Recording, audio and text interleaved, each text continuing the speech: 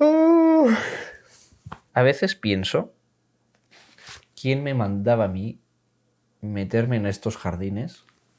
Sí, básicamente ya se ha dicho casi todo lo que se puede decir de todo. Bienvenidos camaradas, yo soy Nil Forcada y en esta ocasión os quería hablar de mi experiencia personal con el Ulises de James Joyce. Sé que hace 3 años, en 2022, fue el centenario del libro y que se hicieron 50.000 vídeos en YouTube acerca del libro, de lo bueno que es el libro, de lo malo que es el libro, etcétera, etcétera, etcétera. Pero, como sabéis, yo soy un tipo cortito, soy una persona que llega tarde a todas partes, voy con delay por la vida, así que 3 años después yo voy a hablar de El maldito libro. Como ya comenté en un vídeo anterior, estoy preparando un vídeo bastante desarrollado y con bastante profundidad sobre el Ulises. Con profundidad quiero decir intentar tocar, todos los temas más o menos de forma tangible y todos los aspectos del libro, más o menos, porque estamos hablando del Ulises de forma tangible. No sé qué formato va a tener ese vídeo, si va a ser un solo vídeo o van a ser varios. Me he propuesto, como os digo, cubrir todo el libro y por tanto estoy valorando si hacerlo todo en un solo vídeo de casi 3 horas o hacer un vídeo de cuestiones generales y después hacer un vídeo por capítulo o un vídeo cada 3 capítulos, en fin, no lo sé. Eso lo estoy cocinando, es algo que se va a tardar. Pero vaya, mientras llega ese momento, sí que os quería comentar mi experiencia personal con el Ulises y, en fin, hacer como una pequeña introducción improvisada a este libro. Yo escuché hablar del Ulises por primera vez en clase de cine. Y eso me llevó a leer el último capítulo del Ulises, que es seguramente el que muchos habéis leído o el lugar por donde entra muchísima gente. Pues yo soy una de esas personas.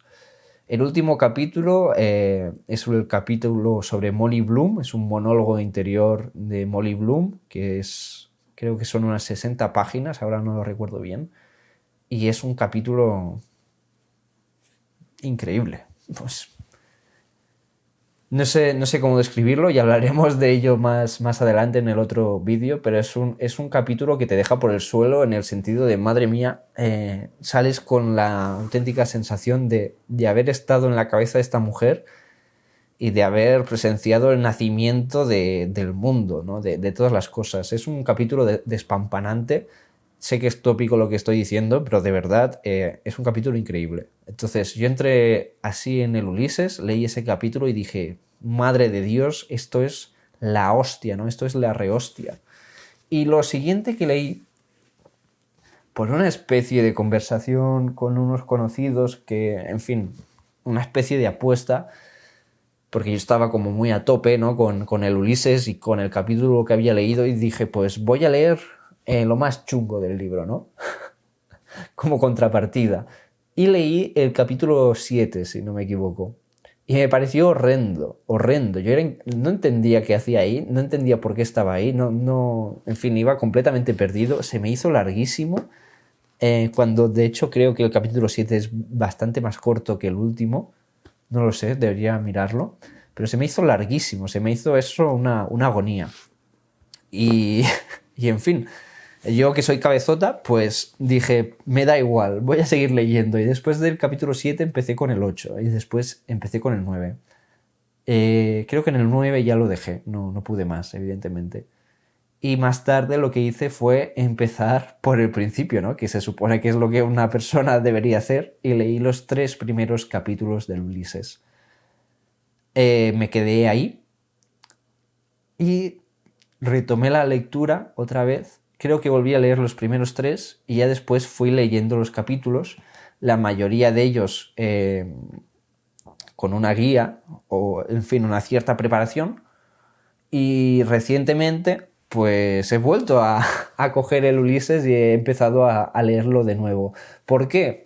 Realmente no lo sé, no estoy seguro. La verdad que estaba yo bastante cansado de este libro. Bueno, no cansado, pero como os digo, fue el centenario hace poco y ver cómo se machacaba yo tengo pocas redes sociales, pero me aparecía en todas partes gente haciendo vídeos del Ulises y y era algo que me molestaba un poco, me irritaba porque se me hacía bastante pesado. Así que realmente no tengo una razón racional, valga la redundancia, para estar leyendo el Ulises actualmente, más allá de redescubrirlo, volverlo a sufrir y volverlo a degustar, porque, en fin, ahora con más bagaje lo estoy disfrutando mucho más. También es verdad que me oriento muchísimo mejor dentro del libro y siempre me pregunto, bueno, últimamente, siempre no, últimamente me estoy preguntando cómo debían ser esas primeras lecturas del Ulises. Sé que es una pregunta estúpida, ¿no? De hecho, hay gente que ha escrito de su primera lectura del Ulises. Hablaremos de T.S. Eliot y de Ezra Pound, por ejemplo, en el vídeo que os comento. Pero vaya, algo que he descubierto es que el Ulises en un principio no se leía con esta clave mitológica de la Odisea, sino que se lo tenía sobre todo en su publicación por entregas, porque el libro primero apareció por entregas, aunque varias de estas entregas fueron secuestradas en Estados Unidos.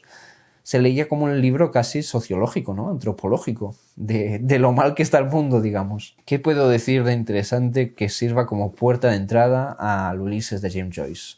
Lo primero es disfrútalo. Lo segundo es no pretendas entenderlo. Lo tercero es no hay nada que entender. Lo cuarto sería está todo por entender. En realidad cada frase tiene muchísimo sentido, pero la mayoría de los mortales somos incapaces de acceder a esos sentidos. Lo quinto sería pese a todo te empapas de tantas cosas que el sentido, o hay toda una serie de sentidos y significados que sí que cobra forma. Sé que me estoy contradiciendo muchísimo en estos puntos, pero creo que precisamente es así como funciona el Ulises. El Ulises, si tuviera que definirlo así con muy, muy, muy poquitas frases y pillándome los dedos y metiendo la pata como soy yo, diría que, en primer lugar, es un libro impresionista. Es un libro de presente absoluto. Es un libro que obviamente sucede en un solo día, pero en ese presente absoluto, obviamente, hay proyecciones constantes hacia el pasado y hacia el porvenir. Sin embargo, esa fuerza del presente constante lleva a una superposición también constante de estos tiempos, pero también de todos los estímulos del presente. Y es esa mezcla, ese entrechocar de los pensamientos con las descripciones, con los estímulos, con los recuerdos, lo que genera el tejido de este libro, del Ulises de James Joyce. Y por tanto, hay un inmenso cúmulo de contradicciones, no solo en distintos de sus significados, sino sobre todo en la escritura del libro. Para que os hagáis una idea, y vuelvo a la imagen impresionista, el Ulises es como uno de esos cuadros impresionistas donde todo, o postimpresionistas más bien, está pintado con muchísimos puntos. La forma como tal de las cosas se ha atomizado a piezas extremadamente pequeñas que puestas en serie o de una forma muy concreta hacen emerger otra forma. Sin embargo, esa suma de las partes no resta a las partes en sí. Sé que me estoy haciendo quizás aparentemente la picha un lío, pero creo que lo que digo tiene sentido. La segunda definición que haría del Ulises es que esto de aquí, y esto es quizá lo más contradictorio que voy a decir en este libro, esto es un inmenso y descomunal libro de haikus. El haiku, como muchos sabréis, es esta modalidad de poesía japonesa donde se retrata un paisaje con una métrica muy precisa. Bueno, la escuela del haiku tiene como toda una serie de reglas y hay distintas escuelas, pero es una cosa bastante acotada y, entre comillas, si queréis, encorsetada, donde el poeta lo que ofrece es una proyección del paisaje, y en esa proyección del paisaje, en definitiva, tiene que estar el universo. ¿Qué ocurre? Que el haiku, evidentemente, se caracteriza por su brevedad absoluta. Y esto de breve os aseguro que no tiene nada. Aparentemente de breve no tiene nada. ¿Qué ocurre? Que como decía, esto es un presente. Este libro está escrito en un presente absoluto, en solo un día. Se me ocurren pocos libros que tengan esa brevedad, ¿cómo decirlo? ¿Interior? No lo sé. ¿De acción interior? No lo sé, no tengo ni idea. Así que, sea como sea, sí que nos está describiendo el Ulises un instante. Pero es que además la forma en que está escrito el Ulises, ya hablaremos de ello porque no está escrito de una forma, sino de múltiples formas, pero lo más característico del libro, que es lo que siempre se comenta, el flujo de conciencia, sobre todo en los personajes del señor Bloom y de Stephen Dedalus, aunque de Dedalus no tanto, pero Bloom tiene 15 capítulos en... 14 capítulos en este libro. Y en fin, estamos en su conciencia en todos esos capítulos y su flujo, su monólogo interior se caracteriza por una superposición de frases brevísimas que muchas veces no tienen verbo. Y esas frases muchas veces nos remiten a o descripciones o impresiones de su alrededor, de lo que está ocurriendo en la calle.